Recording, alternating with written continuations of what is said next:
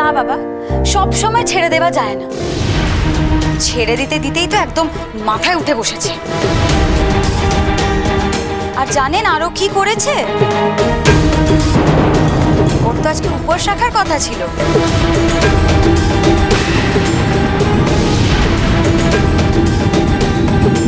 উপোস তো রাখেনি, খেয়ে দিয়ে গেছে আপনার সাথে পুজো দিতে।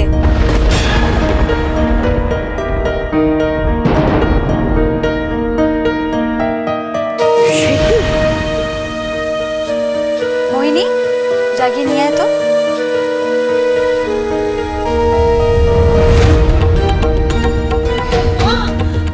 দেখো কি কাণ্ড, খাটের তলায় ছিল।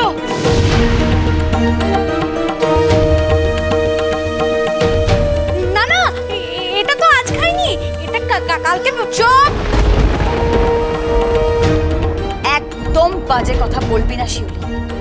আমি সব দেখেছি, আমি ভিডিও করে রেখেছি। কাকিমা একদম গপ গপ করে খাচ্ছিল। টিকু দাদা ভাই, এই দেখো, এই দেখো।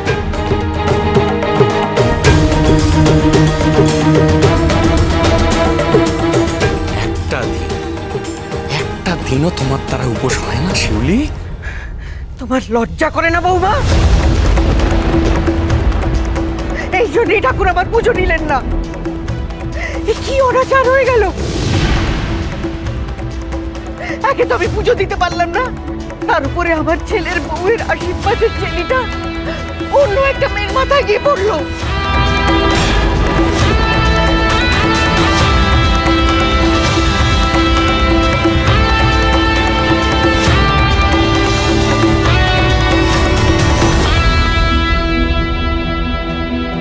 আচ্ছা আচ্ছা, ঠিক আছে মহেশ্বরী, তোমার মনটা যখন খুঁতখুত করছে তখন তখন আমরা না হয় ওদের বলে দেবো যে আশীর্বাদের অনুষ্ঠানটা কালকে হবে না, ব্যাস। আমি তো ঠিক এটাই চেয়েছিলাম। ওমা, এই আপনি কি বলছেন বাবা? ওনারা তো সব আয়োজন করে রেখেছেন, আর আশীর্বাদটা বাতিল হলে আমার ঠাকুর যদি কোনো অমঙ্গল হয় তখন।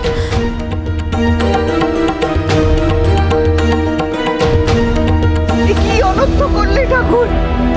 আমার শঙ্করের আশীর্বাদের আগে তুমি কি অসময় ইঙ্গিত দেখালে!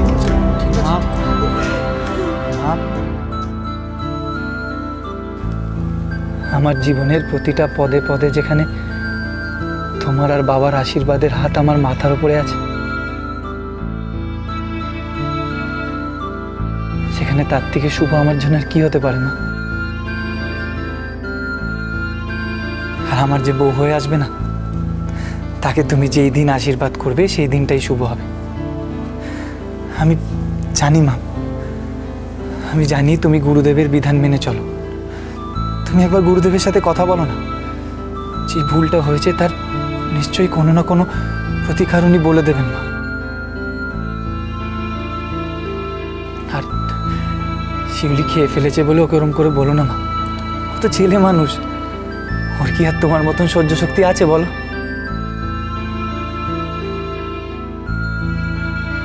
আমার জন্য পুজো তো তুমি দিতে গেছিলে, আর তুমি তো সকাল থেকে জলটুকুও খাওনি।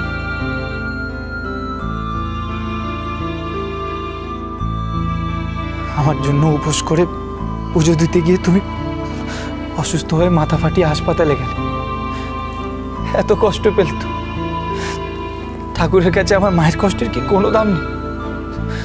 কোনো দাম নেই বল?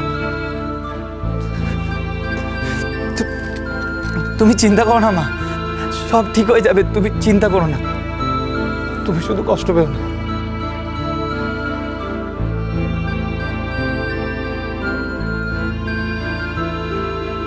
যে মায়ের তোর মতন ছেলে বাবা, সে কখনো কষ্ট পেতে পারে?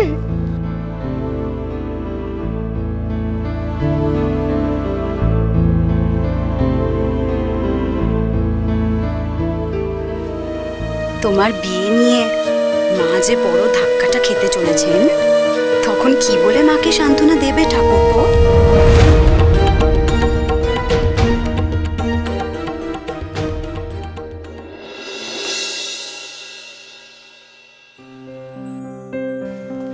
এটা কি তুই ঠিক করলি? ধর এটা। কালকে আমার আশীর্বাদ ঐশা নিয়ে তুই বলছিস কালকেই থাকতে পারবি না? বাহ! আই এম সরি বাবা, একটা ইম্পর্টেন্ট কাজ পড়ে গেছে তো। তোর বিয়েতে তো থাকবো, সবাই মিলে জমিয়ে মজা করবো। ওকে। আচ্ছা আমায় একটা কথা বল, এই যে তুই এত তাড়াতাড়ি বিয়ে করে ফেলছিস, তোর পড়াশোনার কি হবে? আর পড়াশোনা? প্লিজ মনীষা, পড়াশোনাটা বন্ধ করিস না। বিয়ে করতে গিয়ে নিজের লাইফটাকে স্যাক্রিফাইস করার কোনো মানেই হয় না। জানি, কিন্তু কি করব বলতো? মা বাবা কথা দিয়ে ফেলেছেন, আমি বিয়েটা থেকে আর কোনোভাবেই সরে আসতে পারবো না। I am so sorry. বিয়ে করছিস বলে নিজের লাইফটাকে পাল্টে ফেলতে হবে এমন তো কোনো মানে নেই। আর তাছাড়া তোর কি এমন চাপ আছে বলতো যে তোকে এক্ষুনি বিয়েটা করতেই হবে, যেখানে সামনে আমাদের গ্র্যাজুয়েশনে ফাইনাল পরীক্ষা। আমার মনে হয় না তোর এই ডিসিশনটা এত তাড়াতাড়ি নেওয়া ঠিক হয়েছে বলে। হইশানি, সব কিছু যদি এত ইজি হতো তাহলে তো হয়েই যেত। নে ধর। আর শোন, আমি কি থোড়ি আমার নিজের সব ডিসিশন তোর মতো করে নিজেই নিয়ে নিতে পারি নাকি? কোনোদিন চেষ্টা করে দেখেছিস? তোরা এত তাড়াতাড়ি হাল ছেড়ে দিস না। দেখ, প্রত্যেকটা মানুষের নিজের মতো করে বাঁচার অধিকার থাকে, কিন্তু বিয়ে করে নিজের জীবনটাকে খাঁচায় আটকে ফেলিস না রে। আসছি। সাবধানে যাস। হ্যাঁ, টাটা। টাটা।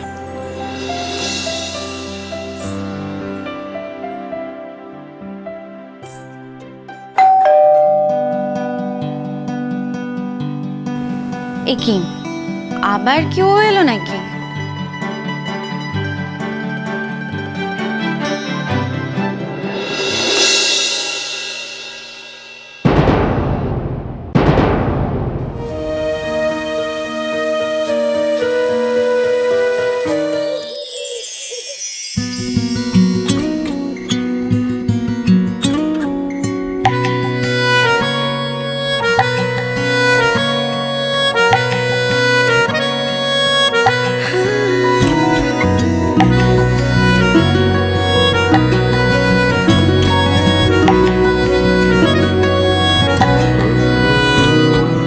কখনো আলোর মিছিলে দেখেছি তুমিও ছিলে।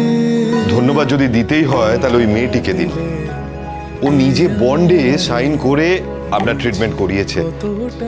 ও না থাকলে আমার যে কি হতো কে জানে। কথা বলি শুধু ভেবে ভেবে চলি, যেন আছি পাশাপাশি, সব কিছু হবে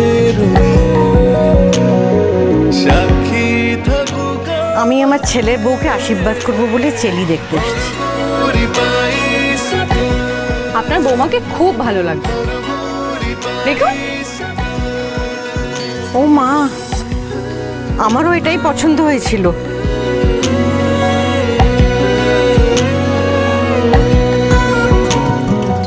আপনি আমার মায়ের প্রাণ বাঁচিয়েছেন। আপনার কাছে আমি চিরকালের মতন ঋণী হয়ে রইলাম। যা, এই চেলিটা দিয়ে তো আন্টির নতুন বৌমাকে আশীর্বাদ করার কথা ছিল। জানি না কোনোদিনও আপনার সাথে দেখা হবে কিনা, এই ঋণ শোধ করার সুযোগ পাবো কিনা। এটা তো আমার কাছেই রয়ে গেল, তো আন্টিকে গিয়ে ফেরত দিয়ে আসতে হবে। শুধু একবার অন্তত আপনাকে ধন্যবাদটুকু জানাতে চাই। কিন্তু অ্যাড্রেসটা কি ছিল জানো? ঠাকুর যেন আপনার সাথে একটিবারের জন্য আমার দেখা করিয়ে দেন।